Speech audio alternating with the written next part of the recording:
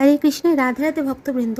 ভগবান শ্রীকৃষ্ণ বলছেন প্রতিটা মানুষের জীবনে এগিয়ে যেতে চায়, প্রতিটা মানুষের জীবনে সাকসেস পেতে চায়, কিন্তু কিছু মানুষ এগিয়ে যায়, সম্পূর্ণ সাকসেস পায়, আর কিছু মানুষ মাঝপথে কেন থেমে থাকে?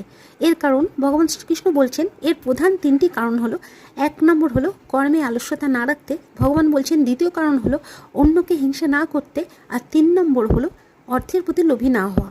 ভগবান বলছেন যেই কর্মটা আমরা সবথেকে বেশি ভালোবাসি সেই কর্মটা আমাদেরকে ডিসাইড করে সম্পূর্ণ বেছে নিয়ে তারপরে কর্মে আসক্তি না রেখে সেই কর্ম শুরু করতে, সেই কর্ম ভালোভাবে সম্পূর্ণ মন থেকে ভালোবেসে করতে।